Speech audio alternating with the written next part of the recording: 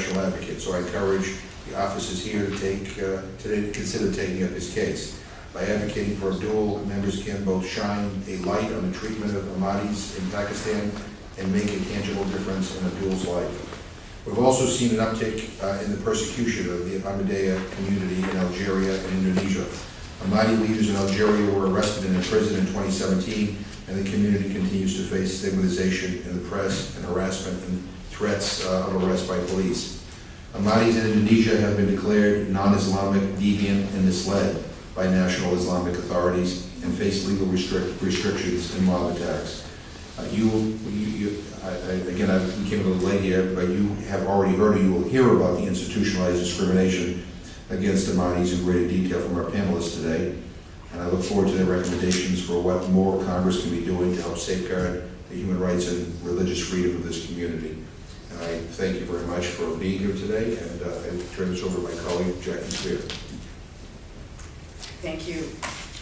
I want to thank Congressman McGovern, who, as chair, one of the co-chairs of the Lantos Human Rights Commission, continues to provide us with great leadership and conscience on the issues of human rights and religious tolerance. Thanks to the Lantos Human Rights Commission for co-hosting this important hearing, and to all of our experts who are going to be presenting here this morning.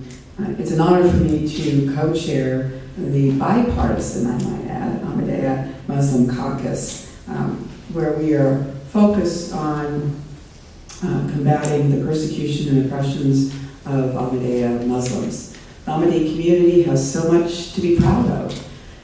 Throughout its history, it has been a powerful force for tolerance, human rights, pluralism, and equality. Unfortunately, Ahmadis have had to be courageous in defending these values. Around the world, they've been subjected to acts of persecution, violence, and state-sanctioned discrimination. This has been especially true in countries such as Pakistan, Algeria, and Indonesia, where daily expressions of faith are grounds for prosecution and imprisonment. Some Ahmadiyya Muslims face laws that deprive them of their rights to self-identify as Muslims, refer to the places of worship as mosques, or sell and distribute religious materials.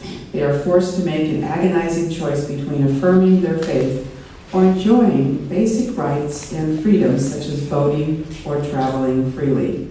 These laws and practices promote religious hatred and stir up sectarian violence. Just last month, the century-old Ahmadi Mosque and a house of historical significance in Pakistan was demolished by an angry mob that included local government personnel. Sadly, this incident was not an anomaly. Ahmadiyya Muslims are routinely targeted for baseless accusations of blasphemy, vandalism, law enforcement raids, and violent extremism. Yet, time and time again, the Ahmadi community responds to threats with renewed calls to peace and humanity. It is the leading voice in the fight against some of the most severe humanitarian and refugee crises of our time. The worldwide spiritual leader of the Ahmadiyya Muslim community, who I have had the pleasure of meeting, uses his influence to advance the rights of religious minorities like Rohingya Muslims. We could all learn much from this example. The struggle of the Ahmadiyya community is one with which nearly every one of us can connect.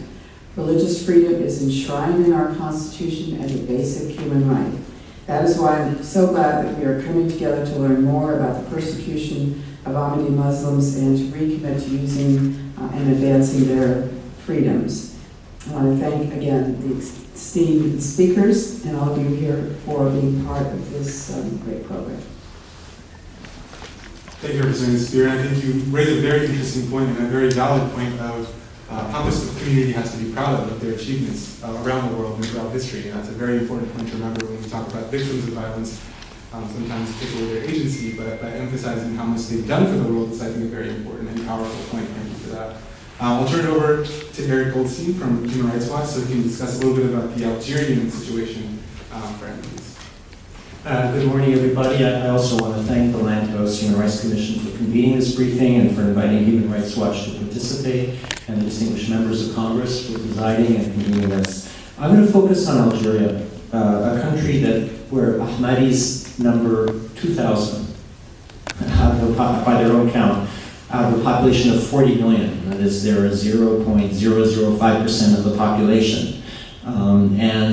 Where it's clear that they are being persecuted because of the peaceful exercise of their faith. Now, the situation in Algeria is not as horrific as in Pakistan for Ahmadis. What I'd like to do in the beginning to make this a little more broad is to invite you to think about, when I describe the plight of Ahmadis, what this means for religious freedom for Ahmadis and other minorities in, not just in Algeria, but in many other countries in the Middle East, the region that I cover at Human Rights Watch, including Protestants, including Baha'is, the Shia, because there are small Shia communities in, for example, Morocco who face repression, and also atheists. And what religious freedom means, because in all of these countries, including Algeria, freedom of religion or freedom of confession, freedom of faith, conscience, are enshrined in the Constitution. Yet each of these countries have laws that undermine that right and that are in conflict with the international conventions that these countries have all agreed to abide by. Now, in Algerian law, there's no mention of the Ahmadis at all. They're not, in Pakistan, it sounds like there are laws that specifically mention. They're not mentioned. And the government, in responding to UN inquiries, has said there's no repression of Ahmadis, we're just enforcing laws. And if you look at the kinds of cases where laws are quote-unquote being enforced, you see that it's clear that this is enforcement based on the exercise of their faith, even though the laws are not worded in that way. Now, how do we know this? It's not, we don't, methodologically, it's fairly easy to get this information, because what I'm going to describe to you is the prosecution in Algerian courts of Ahmadis. So we have court documents that we've collected in Algeria. The Algerian League for the Defense of Human Rights has lawyers who's represented Ahmadis. The community is organized. They've kept tallies of these prosecutions. So the information is out there in black and white. This is not just hearsay. The intolerance of Ahmadis in Algeria comes from on high. I can give you examples of the kind of hate speech that you hear from, for example, Mohammed Issa, who is the current Minister of Religious Affairs. And as the minister, he said that Ahmadis are part of a, quote, deliberate sectarian invasion, and that the government has brought criminal charges against them to, quote, stop deviation from religious precepts. They're, quote, damaging the very basis of Islam, and he's accused Ahmadi leaders of colluding with Israel. This is the sitting minister in Algeria speaking this way. Now, fortunately, touch wood, there have not been the kinds of attacks by mobs or citizens against Ahmadis in Algeria, but this kind of hate speech gives a great deal to be concerned about in the future. Now, the community provided us with lists of prosecutions, and between June 2016 and January 2018, there were 266 prosecutions of Ahmadis in Algeria. There have been more since then. Again, it doesn't include the practice of the Ahmadi faith, because there's no law against that. The charges that these individuals have been brought to court for include denigrating the dogma or precepts of Islam, which is an offense under the penal code in Algeria, and also similar statutes exist in other countries of the region. The possession and distribution of documents from foreign sources threatening national security, also from the penal code.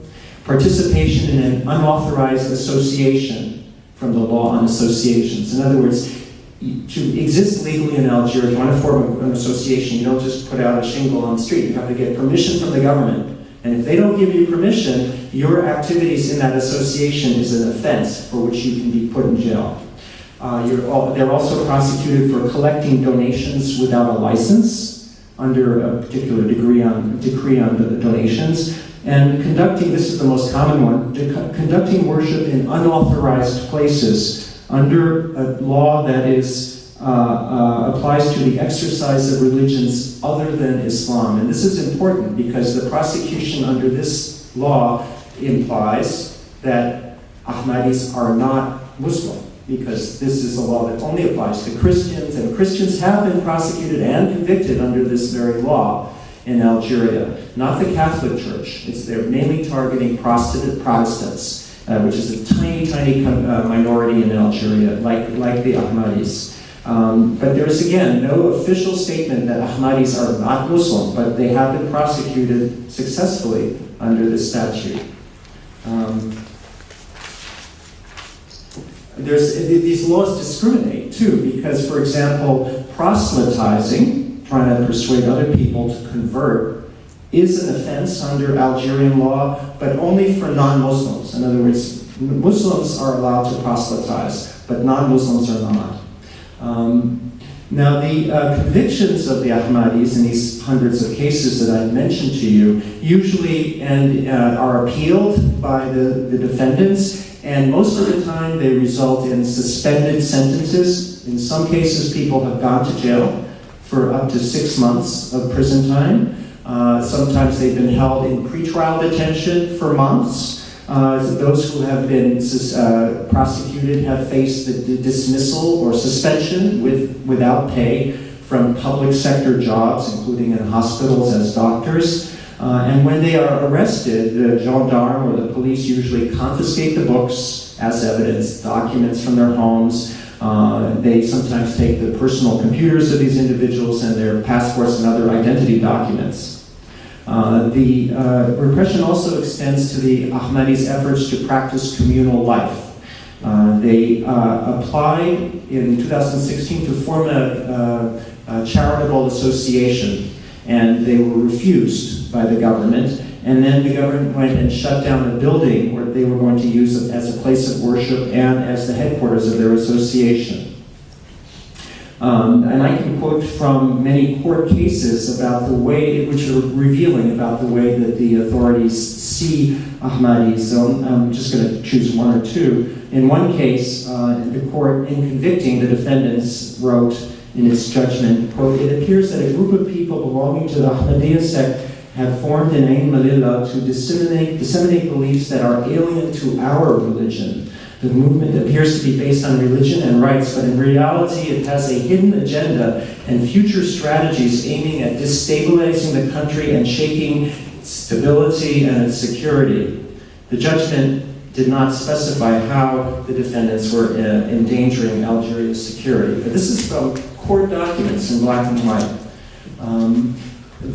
I'll skip through the other examples of this, but it's important to note, just as a point of information, that Algeria's Ahmadis are Algerian-born citizens. We're not talking about, say, an expat community that has migrated from Pakistan. They're born in Algeria, and same with the Shia in Morocco. They're not from Iran. They're Shia who are Moroccan citizens. Under international law, freedom of religion is defined, it's spelled out what the components of this freedom are. And it's important to mention that this includes the right to practice one's religion privately and publicly, the right to collect donations, and freedom of speech includes the right to proselytize on behalf of one's religion peacefully, and to possess, prepare, and distribute religious texts or publications. And also, this is very important for the Muslim world, includes the right to replace one's religion with another belief or no belief at all. And this is clear that the international standards on this require these rights to be respected. So obviously, we urge the Algerian lawmakers to review all the laws that have been used to prosecute Ahmadis and Protestants, to abolish those that violate the rights that I just spelled out, on proselytization, worship in quote-unquote unauthorized locations, and also the law on associations, which has been used to go after Ahmadis and many other minorities, religious and other, and that the Ahmadis should enjoy exactly the same rights on the freedom to worship as all people in Algeria. And if there are restrictions, that they be applied in a non-discriminatory fashion. And of course, we urge the Algerian authorities to refrain from the kind of inflammatory language that they've used about Ahmadis and also against Protestant Christians. And we urge the United States government, finally, to continue to monitor and speak out when Algerian authorities restrict and punish members of the Ahmadi community and of other religious minorities for practicing their faith peacefully and conducting faith-based activities, and by that I mean forming charitable associations. So thank you very much. Thank you, Eric. That was very detailed in a quick amount of time. Thank you so much for that. Since we have a representative in the room, I would wonder if you have any questions, or shall we continue? Okay, cool. So I had a couple questions, and maybe we'll shift over to the audience if they have any questions. So I'll take the moderator's prerogative. Let's start with Pakistan. Pranav was discussing the recent sort of outburst of hate speech against Ahmadis, the protests you were talking about. In general, to take a step back, do you see essentially the Ahmadis becoming a punching bag for easy political points sometimes when the elections are about to happen? How do elections, in your view, impact the treatment of this community? Does it make it worse? Does it make it better? How do you see it happening? Absolutely. Elections become, it's feeding frenzy against the Ahmadi community, because every other community of the various Sunni, whether they are Bareilly, but even in some instances, you have seen the Sufi communities of Pakistan and some Shia strands using every opportunity, and specifically politicians. I mentioned Mr. Imran Khan, who it was one of his supporters who was behind the attack and burning down of the Ahmadi mosque in Sialkot, a 100-year-old building. And many of Pakistani political leaders standing up in Parliament. Mr. Nawaz Sharif, the former Prime Minister's son-in-law, an anti-Ahmadi screed of the kind which would make anyone pale. And, with his position of being married to the daughter of the Prime Minister at that time, Mr. Imran Khan, who hopes to be Prime Minister of Pakistan. I mean, these are not little sort of non-entities who are trying to attract attention.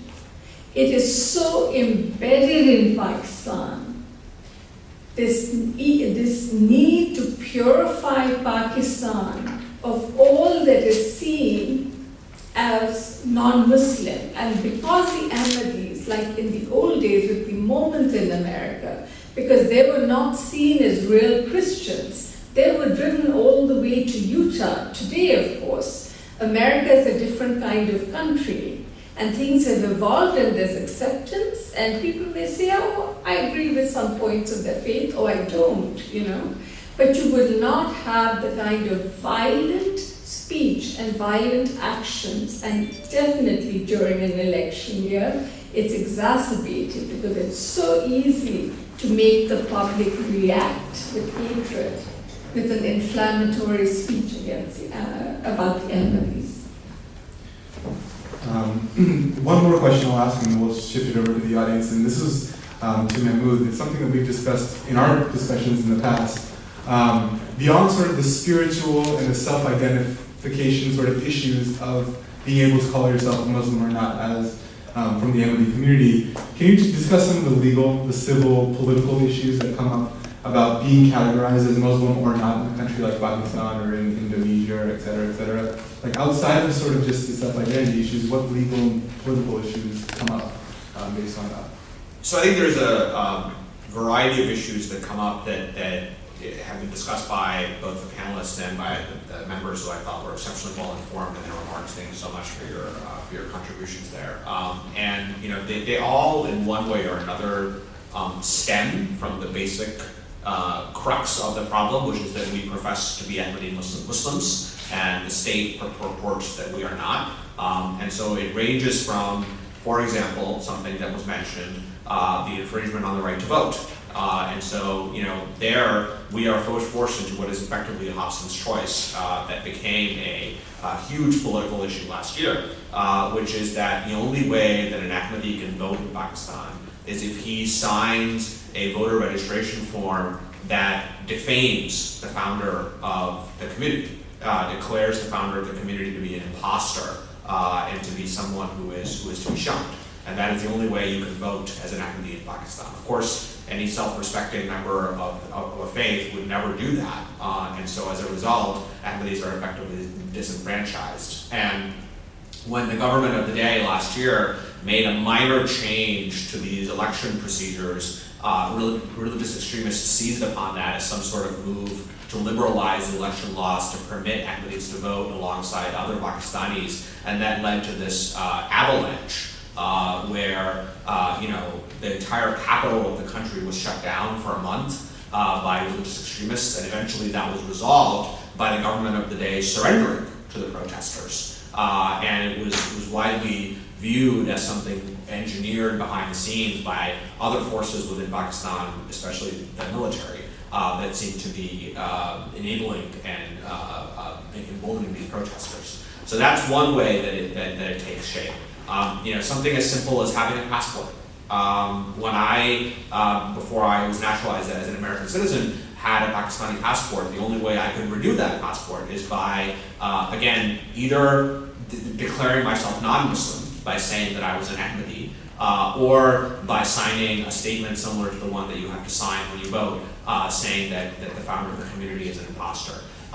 In order to be admitted as students into universities, teenagers of our community have to sign a similar form, have to essentially, it's one step short of having to wear, a yellow star on their shirts, something which it really is in some ways, an apartheid-like regime where in every walk of life, for example, the speech that Varnaz mentioned that was made last year by the son-in-law of the Prime Minister called for Ahmadis to be banned from the military and to be banned from the civil service. The High Court judgment that Varnaz mentioned forces the government to create a list of every Ahmadi civil servant. And so in every walk of life, there are these legal and political restrictions, and I've honestly only mentioned maybe a third of them, and I'll stop, but they're everywhere, where we are discriminated on the basis of our identity as Ahmadis.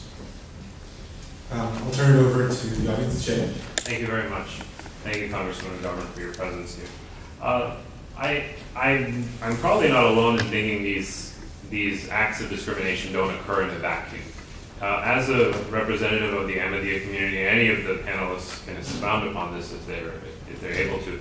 Can you describe the treatment that the Ahmadiyya community faces in countries such as India, where they are fully recognized as Muslims by the government, but they're excluded from the Sunni Waqf board and other bodies that are supposed to represent them, as well as exclusion from mainstream civil rights Muslim groups here in America, like CARE and ICNA and ISNA. Because I think this is not just a problem that occurs within Pakistan or Algeria. It is a theological debate that is happening within the Muslim world that unfortunately results in discrimination. Do you want to speak? Sure. I wouldn't call it a theological debate. I would really look at it as the people that you're talking about here in these groups, a lot of them are originally from